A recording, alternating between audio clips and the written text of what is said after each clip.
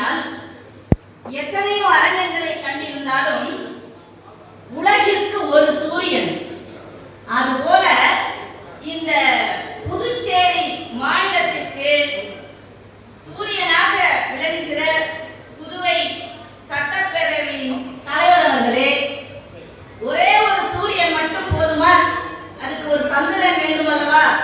அதுபோல அமர்ந்திருக்கின்ற மதிப்பிற்கும் மரியாதைக்கும் உரிய அமைச்சர் அவர்களே, கோள்களாக விளங்குகின்ற பல்வேறு துறையில் இருந்தாலும் இந்த பத்திரிகை துறை மட்டும்தான் மனிதனை மனிதனாக மாற்றும்.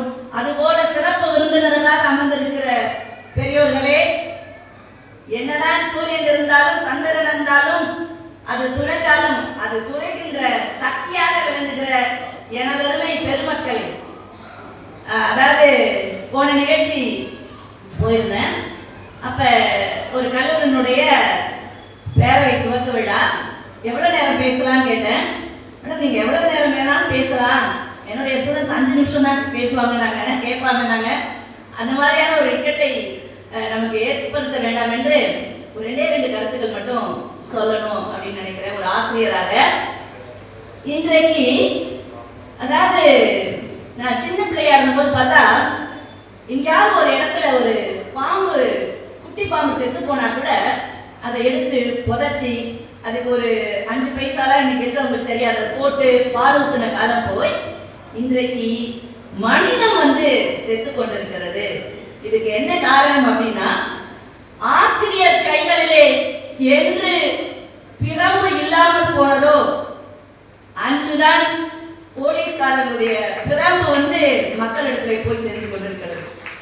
என்னுடைய அம்மாவும் அப்பாவும் ஸ்கூல் படிக்கும்போது சொல்லுவாங்க, சார் 2 கண்ணை மட்டும் வச்சுருங்க சார், தோலை உரிச்சு உப்பு மிளகா அப்படி தலவி தலைகீழ கட்டி தொங்க விடுங்க சார், உயிர் மட்டும் இருந்தால் போதும் அப்படின்னு சொல்லுவாங்க.